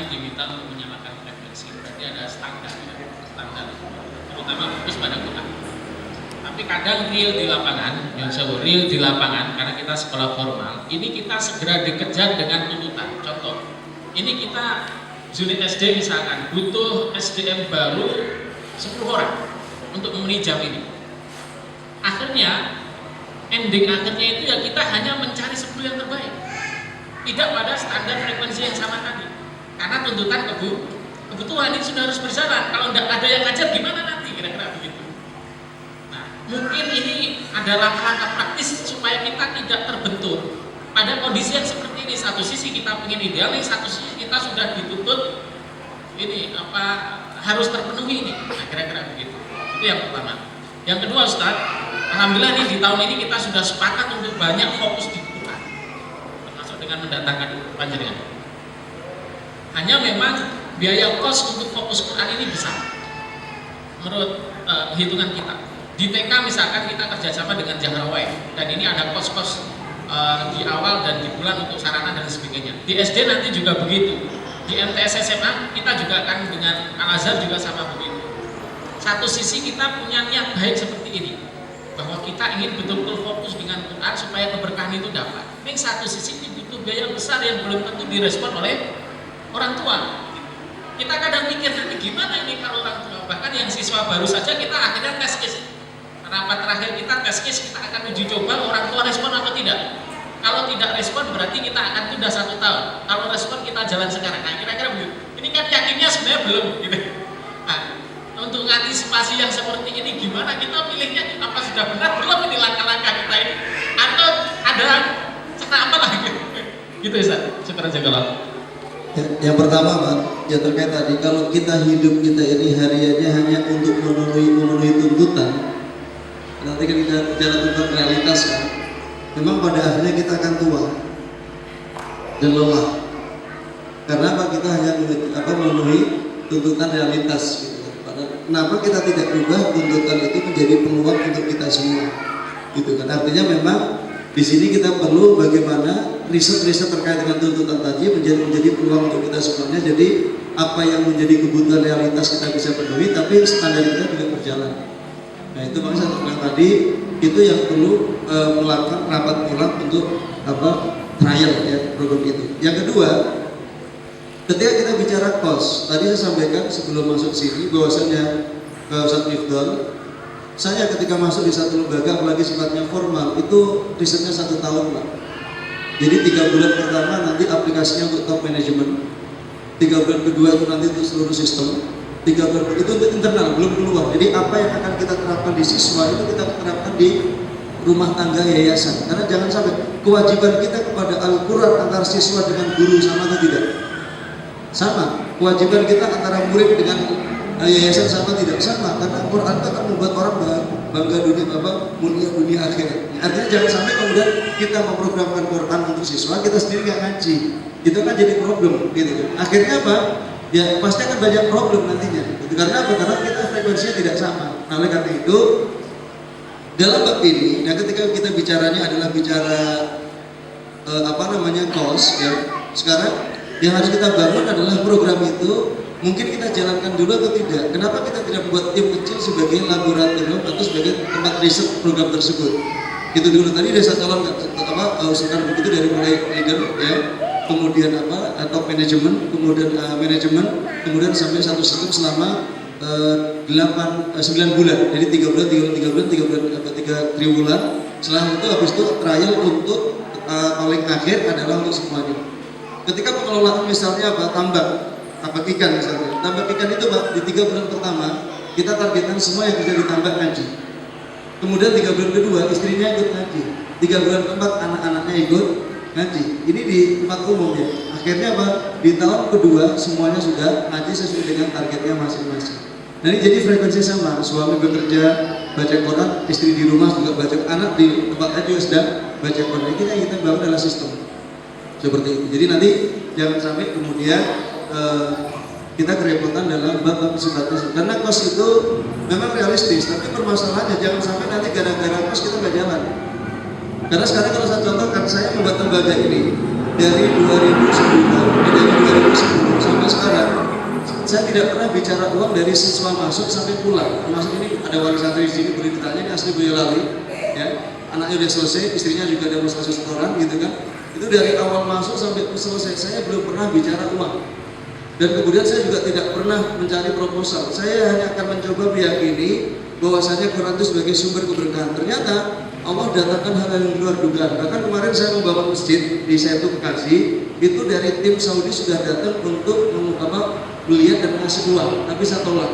Kenapa? Kalau saya terima bantuan itu, maka orang melihat masjid ini bukan milik mereka. Saya ingin saya kumpulkan uang walaupun 5.000, dikit-dikit tapi dari mereka, ya, tapi dengan catatan yang mau silahkan, bukan saya minta satu-satu. Subhanallah, sekarang terkumpul dari setengah dari target, lebih dari setengah dari target itu, ya, dari sekian itu berdiri 2 lantai untuk pusat pembinaan Al-Quran. Padahal yang diberikan bantuan dari Saudi itu hanya 1 lantai 300 juta. Akhirnya mereka semuanya merasa memiliki karena dilibatkan. Ini contoh. Akhirnya Pak Allah mudah. Nah, tadi saya sampaikan kepada beliau juga, coba setiap hari selama 1 tahun ini kita semuanya Pak khataman 30 juz kemudian mohon kepada Allah. Tadi kayak gitu. Belum datang. Tadi udah sampaikan seperti itu di antara pola. Karena apa sih yang tidak bisa kita undang dengan Al-Quran ini gitu kan? Nah, insya Allah bisa. Bahkan tadi polanya mungkin tidak langsung tiba-tiba, tapi trial 1 tahun, hasil risetnya nanti baru dikembangkan menjadi program. Itu usulan dari saya tadi seperti jadi tidak ujuk-ujuk. Karena apa? Karena kita harus juga menyampaikan kepada para orang tua supaya mereka juga frekuensinya paling nggak mendekati kita. Dan itu pernah di satu lembaga saya buat, bahkan mohon maaf di lembaga yang saya ojek itu buat MOU di awal, setiap wali murid tidak boleh memberikan hadiah apapun kepada pekerja kami. Karena kami tidak ingin ada pekerja kami berubah pikirannya gara-gara dikasih hadiah 1 orang, kemudian perhatian kepada orang tersebut saja. Dan ini akan menjadi masalah untuk keikhlasannya. Jadi seluruh hadiah dari guru akan diberikan kepada pihak lembaga, setelah itu distribusinya disesuaikan dengan kepentingan lembaga. Nah, termasuk seluruh staf saya, mau saya kirim ke Madura, kemana, mereka dapat hadiah sarung, pasti dikirim ke pusat. Dan mereka bukan pemilik sarung tersebut. Hasilnya apa? Gak ada mereka yang berpikir untuk menerima dalam proses pekerjaannya. Karena kerjaannya adalah sesuai dengan apa yang dia terima. Sampai seperti itu. Nah, gara-gara aturan ini, seorang dokter ahli 9 spesialisasi itu pernah praktek sekali di rumah saya, memberi uang kepada staf saya ketika habis disuruh beli plastik. Mohon maaf ya, saya sampaikan ini. Kemudian dia kaget, dikatakan, Bunda, saya tidak boleh menerima uang, saya tidak boleh di lembaga ini, saya hanya boleh membantu. Itu dokternya kaget, gara-gara kejadian itu dia tutup seluruh tempat prakteknya dan hari ini dia hanya buka di tempat saya. Karena saya sulit ketemu tempat seperti ini. Itu kejadian. Karena dia ngasih uang ditolak, ya, ngasih uang ditolak. Karena dia merasa tidak boleh menerima uang itu. Ini contoh. Dan nanti boleh buat contoh buat tempat-tempat yang lain. Cukup ya. Ya, ini selanjutnya ya harusnya ke Ustaz Miftah. Monggo Ustaz Miftah bertanya atau mengambil kebijakan langsung, ya boleh. Ya. Tadi Antum sampaikan bahwa yang jadi murid Antum itu ada kewajiban mengajar dalam waktu cepat, bahkan dari kondisi yang terendah. Maksudnya terendah itu maksudnya karyawan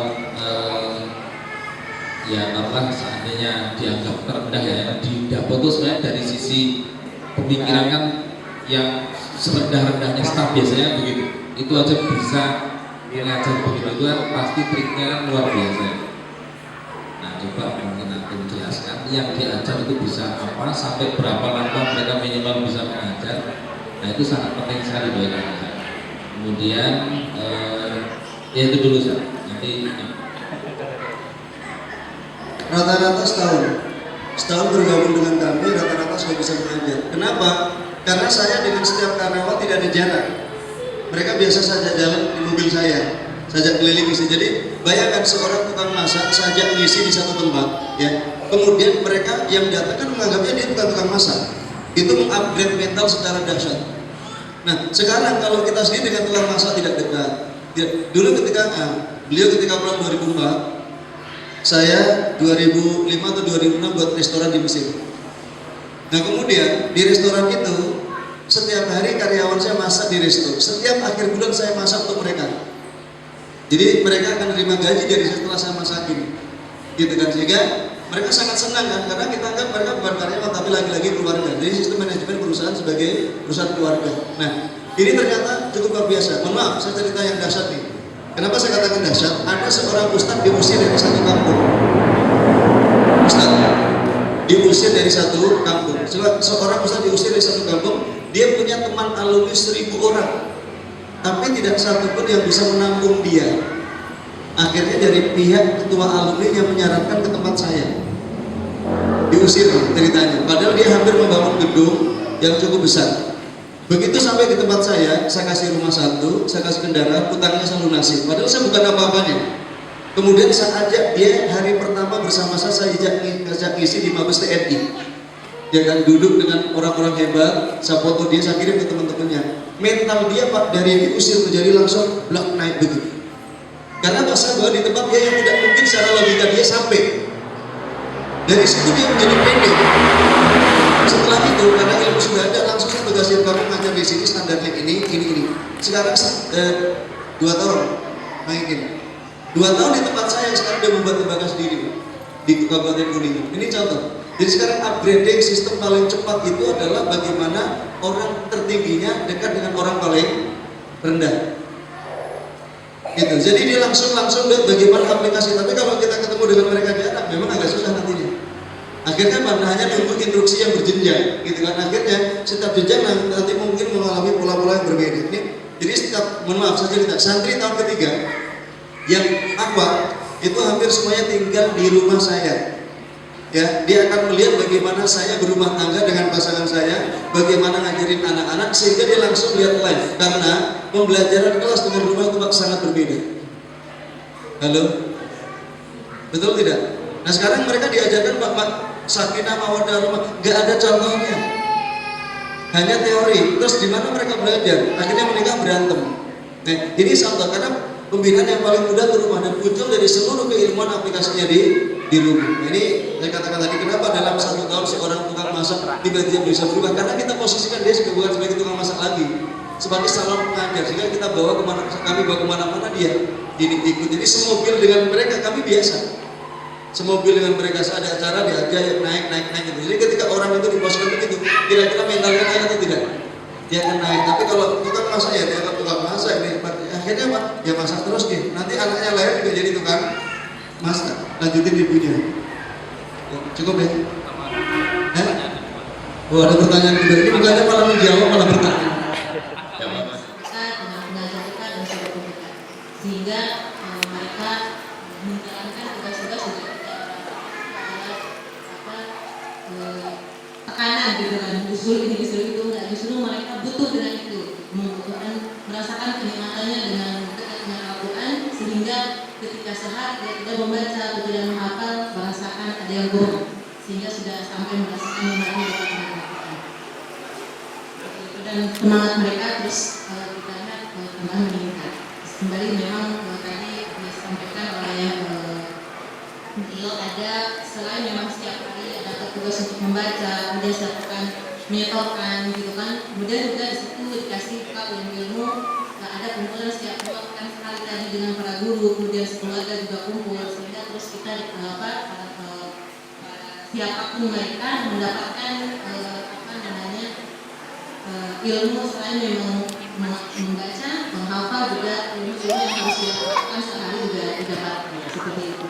Sehingga terus mereka walaupun memang kondisinya ada kadang naik turun, tetapi kita harus evaluasi, kita ada turun kasih support lagi gitu. Ya, untuk para dan begitu pun untuk para usahanya juga, selain bagian yang masak dan yang lainnya, mereka juga sama ada sampai yang sudah hafal 30 juz satu dudukan pun mereka ada yang menerima antara mereka. Yang sudah hafal pun satu dudukan 30 juz tidak begitu saja, tidak ada murojaah, tidak ada hafalan. Mereka tetap ada murojaah di antara mereka yang sudah hafal 30 juz satu dudukan. Mereka ada murojaah barengnya, ada template barengnya, semuanya. Jadi semuanya menjalankan menghafal Al-Quran dengan murojaah. Jadi yang mengajar pun, yang belum menghafal, siapapun mereka yang sudah hafalnya juga akan murojaah. Begitupun bagi yang termasuk kita ajarkan bagaimana mengajar dari bayi sampai manula, bayi, balita gitu kan, sampai manula, bagaimana dia bisa mengajarkan itu. Jadi mereka menghafal Al-Quran bukan untuk kepentingan sendiri, tapi bagaimana dengan Al-Quran dia bisa bermanfaat buat dirinya, keluarganya, dan buat lingkungannya yang terdekatnya merasakan manfaat dari Al-Quran itu. Termasuk kita ajarkan bagaimana mengajarkan seorang bayi, bagaimana mengajarkan Al-Quran terhadap yang umur 2 tahun, 3 tahun, 4 tahun, 5 tahun, sampai remaja dan sampai manula. Mereka dikasih kesempatan untuk belajar mengajar seperti itu. Dan yang di rumah kita ajarkan, jadi lebih ke langsung ke praktek. Karena kalau untuk teori mungkin mereka bisa dapat baca buku dari mana saja teori dapat gitu. Tapi untuk yang paling penting adalah aplikasinya seperti apa. Jadi mereka kita kasih kesempatan gitu untuk tinggal supaya melihat bagaimana cara ngajarin anak kecil dari mulai mungkin ketika hamil dan keadaan saya hamil, mereka tahu apa yang saya lakukan keseharian. Bagaimana apa yang harus dilakukan, kemudian ketika bayi umur baru lahir sampai setahun apa yang harus dilakukan, kemudian dari 1 tahun sampai 3 tahun apa yang harus dilakukan. Jadi mereka langsung melihat dan langsung aplikasi, bukan hanya mendapatkan teori itu, tanpa teori mereka langsung bisa praktek gitu, seperti itu. Jadi mereka mendapatkan Al-Quran ini bukan hanya untuk sekedar apa, tapi bagaimana manfaat untuk orang banyak, seperti itu.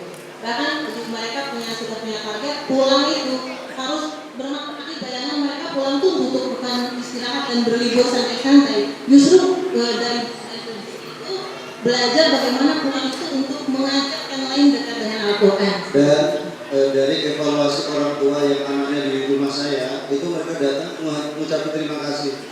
Kenapa? Kalau dari orang tua kan ketahuan, sejak anaknya pulang kemarin, semua adiknya ngaji semua, orang tuanya ngaji semua. Nah ini adalah program di rumah. Ya mungkin kalau pengen dengar juga boleh dari Pak Jamhari sebenarnya, karena Pak Jamhari kan orang asli Boyolali. Nah sini Pak, mungkin bagaimana perubahan keluarga Bapak dengan anaknya ketika pulang gitu kan? Tutup dulu ya, saya tutup dulu. Lanjutin dulu. Pak Jamhari biar maju dulu aja. Lanjutin dulu. Mungkin sudah cukup. Ada yang kurang? Udah ya silakan. Sudah terwakili, barangkali nanti bisa dilengkapi oleh Pak Malik. Ya, mudah-mudahan bermanfaat. Sekian, assalamualaikum warahmatullahi wabarakatuh. Assalamualaikum warahmatullahi wabarakatuh. Alhamdulillah, terima kasih sebelumnya ya Bapak Lewat dengan wasilah beliau di Karanggede. Insya Allah saya ketemu sama keluarga Anda. Jadi pulang Ya. Terus terkait dengan rumah Quran, alhamdulillah saya bergabung di rumah Quran itu sebelum anak saya masuk. Saya sudah bergabung duluan di majelis Ustaz. Jadi saat itu saya dapat informasi dari teman Halakoh yang hijrah dari guru lain ke Ustaz, sehingga beliau cerita tentang Halakoh Ustaz Anwar. Saat itu saya nggak nunggu lama, langsung cari rumah beliau. Jadi saya langsung cari, tapi belum ikut Halakoh. Saya cari silaturahmi ke beliau, ngobrol banyak terkait dengan Al-Quran, dan alhamdulillah yaitu memang dari awalnya udah nyambung ya. Saya guru ngajar Iqra, jadi nyambung ke Quran seperti itu. Setelah itu saat anak saya masih di pesantren lain di Terunajah, itu anak saya liburan, Ustadz misi di dekat saya tinggal. Anak saya ajak ketemu Ustadz Anwar. Mohon doa Ustadz, ini udah insya Allah ada setorannya 30 juz sudah selesai. Mohon doanya semoga lancar. Beliau bilang, ya udah nanti terusin program di rumah Quran. Setelah itu selesai dari Terunajah, langsung ke rumah Quran, ikutin program 1 tahun. Selesai, dia cerita, Pak pengen nambah 1 tahun. Padahal tadi hanya mau masuk, minta Pak ngikutin program 1 tahun. Pak mau nambah 1 tahun. Terakhir kemarin malah Pak mau nambah 3 tahun untuk program guru. Jadi setelah itu dan alhamdulillah yang kami rasakan setelah bergabung di rumah Quran, memang bahwa yang tadinya ada di antara anak saya itu, anak kami itu, ya memang oleh Allah diberikan agak beda istilahnya, karakternya. Tapi alhamdulillah mungkin beberapa bulan ini Ustaz Anwar juga sudah melihat dia sudah mau bergabung di halaqah beliau. Dan sebenarnya anak ini bukan yang bandel ya, sebenarnya bisa ngaji, hanya istilahnya ada sifat yang saya sendiri belum tadinya gitu. Tapi yang saya pegang ucapan beliau, ucapan dia waktu masih kecil, saat masih TK itu punya ucapan yang indah, mungkin kita pun nggak pernah terucap. Dia itu punya ucapan lari dari luar rumah masuk, Pak menungso kan kaya wayang ya Pak, dalange Gusti Allah. Ini terucap dari anak saya yang kecil itu, sehingga saya rangkul. Itu saya anggap dia ngingetin orang tua bahwa semua perjalanan kita itu adalah Allah yang ngatur. Nah itu alhamdulillah bergabung sebenarnya di anak saya yang kecil itu sebenarnya juz 30 juga udah selesai juga, hanya mungkin kurang istighfar saya begitu. Sehingga itu makanya tadi kalau istilahnya Ustaz menyampaikan tentang zikir tadi, semuanya adalah kan bermanfaat, karena di dalam grup WA beliau itu kalau anggota grup itu bicara kesana kemari, beliau selalu mengingatkan banyakin zikir seperti itu. Jadi bahkan saat ada yang berpikir yang enggak istilahnya, kalau ada masalah jangan dipikirin tapi dizikirin. Itu yang dapat disampaikan, dan alhamdulillah kami sekarang ini berkumpul seluruh keluarga di Bekasi. Anak saya 2 yang enggak di rumah Quran tapi alhamdulillah ikut gabung di halaqah Ustaz. Istri saya sebenarnya tadinya sudah hafal Al-Quran di Kacangan Andong, yaitu di Tahfidz Quran di Istiwana, yaitu keluarga dari Pak Haji Fatoli. Jadi sekarang beliau ikut setoran di rumah Quran itu tiap hari Sabtu. Sekarang udah juz 20 nggak salah. Insya Allah nanti sampai 30 mungkin di Lebaran nanti akan setoran 5 juznya.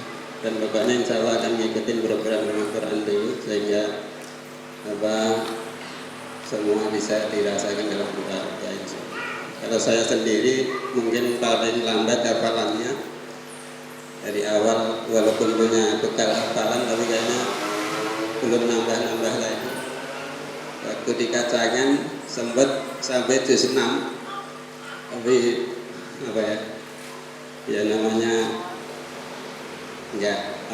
kurang tadi. Setelah dapat motivasi dari rumah Quran, insya Allah akan kami benahi lagi hafalan, insya Allah.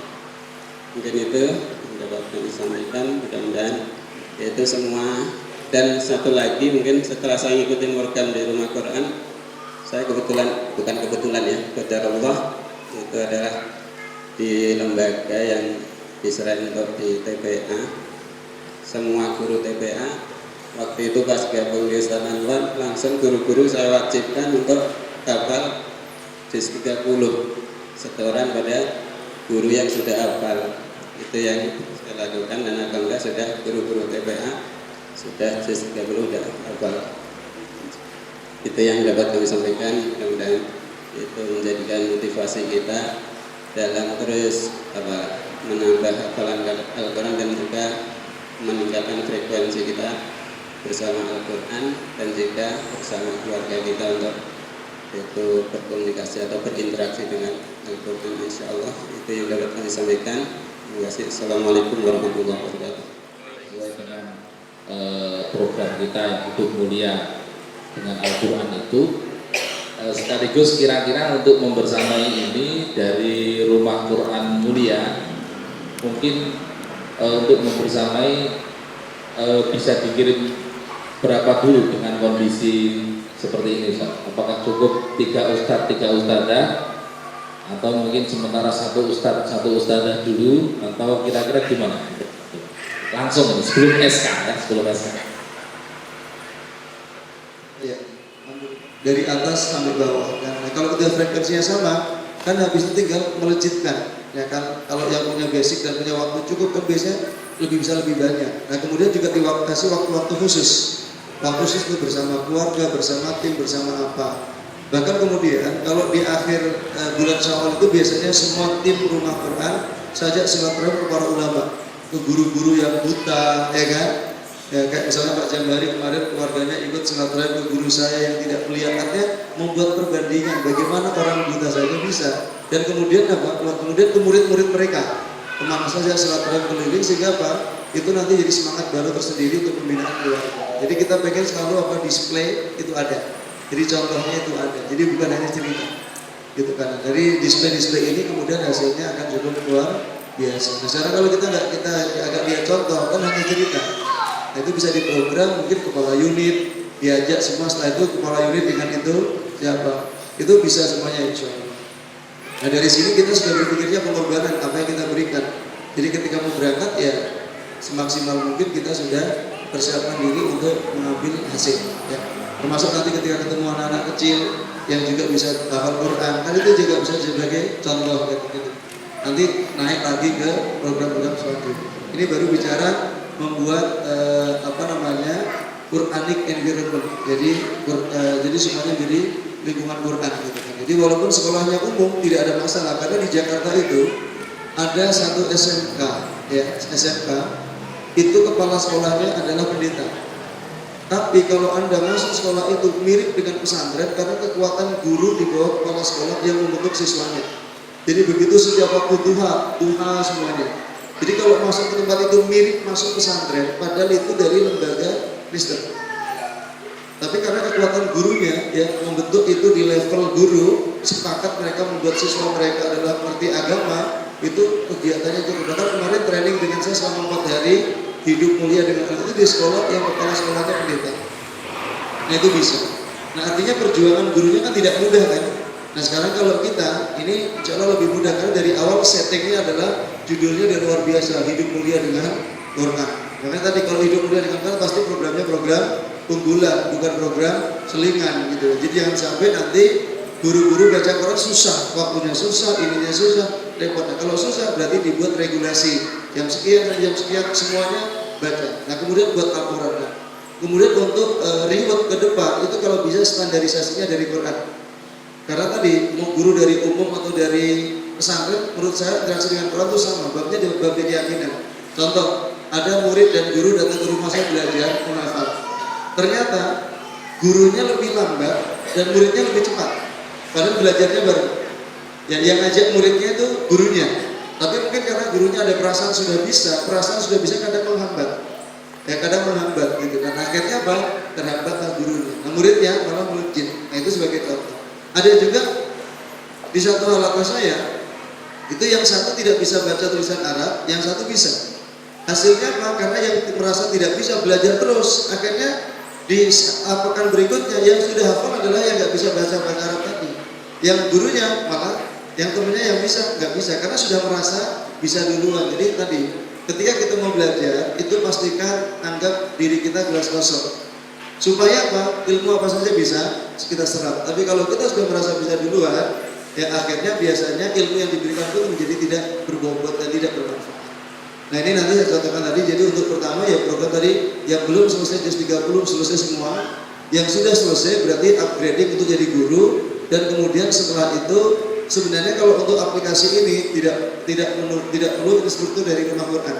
Kenapa? Karena di sini kemarin saya lihat ada yang hafal 30 juz berapa orang, itu tinggal dibagi menjadi beberapa. Nah itu tinggal nanti kan diskusi dengan saya. Itu lebih manfaat karena apa? Dia tidak perlu adaptasi di sini. Kalau saya kirim orang Rumah Quran pasti perlu adaptasi dulu. Dan itu membutuhkan waktu lagi. Nah nanti lebih baik disupervisi aja. Per beberapa bulan saya kesini, nah itu boleh juga nanti. Nanti tahajud dengan saya, ya boleh nanti kajiannya setelah tahajud. Jadi waktunya juga tidak siang. Saya datang ke sini habis sisa. Jam 2 ketemu, kita tahajud 1 atau 2 juz gitu kan. Nanti setelah itu kajian sampai subuh, habis subuh pulang seperti biasa. Jadi kegiatan kita lebih banyak senyap malam. Dan itu asyaddu wat'an wa aqwamu hilang. Ya, dampaknya akan cukup luar biasa. Saya lebih senang karena sering buat kajian jam segitu saya. Ya, ketemu di satu tempat malam, ya, mulai tahajud jam 1 misalnya, selesai jam 3, 2 juz, ya, rekat pertama 1 juz, rekat kedua 1 juz, gitu kan. Nanti selesai jam 3 kajian sampai jam 4, menjelang habis terus sholat subuh, selesai subuh pulang. Jadi malam itu ya siangnya seperti biasa. Jadi akhirnya nggak banyak mengurangi waktu dan energinya menjadi luar biasa. Ya, itu dari saya. Assalamualaikum warahmatullahi wabarakatuh.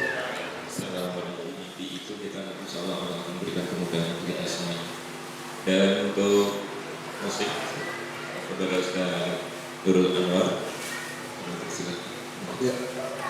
Alhamdulillah dari malam Sabtu sampai hari ini kita bisa berkumpul bersama, dan ini buat saya merupakan kebahagiaan yang sangat luar biasa buat saya, karena memang keseharian saya adalah bagaimana mengajak orang sebanyak-banyaknya untuk bisa lebih dekat dengan Al-Quran, dan itu nanti akan menjawab semua problematika kehidupan kita, baik itu tingkat pribadi, bersama pasangan, keluarga, masyarakat kita, bahkan mungkin sampai problem kenegaraan kita. Kenapa? Kalau kita menuntut adanya solusi dari semua kondisi yang terjadi, maka jawabannya adalah walau an ahlul qura amanu wattaqau la fatahna alaihim barakatim minas samai wal ardh. Keberkahan yang akan turun dari langit dan keluar dari bumi itu diawali dari keimanan dan ketakwaan. Kita nggak bisa menuntut siapapun kecuali kita memulai dari diri kita dan kemudian menjadi teladan untuk orang-orang di sekitar kita. Nah, panduan utamanya adalah Al-Quran. Maka dari awal saya sampaikan, Allah turunkan Al-Quran di padang batu, zero potensi ekonomi, tapi setelah Al-Quran bergema, kemudian menjadikan keberkahan yang luar biasa. Dan kita lihat yang secara logika tidak mungkin ada buah, tidak mungkin ada padi, beras, tidak mungkin ada banyak mata air dan seterusnya, tapi ternyata hasilnya semua bisa menikmati di sana. Nah, ini frekuensi ini bisa dipindah ke setiap rumah-rumah kita, dan insya Allah hasilnya tidak akan jauh beda. Ya, karena ini tentu untuk Al-Quran jangan pernah menunggu waktu luang dan harus meluangkan waktu. La izzata illa bil Quran, wala khasarata illa bitarkil Quran. Tidak ada kemuliaan kecuali dengan Al-Quran, dan tidak ada kehinaan kerugian kecuali dengan cara meninggalkan Quran.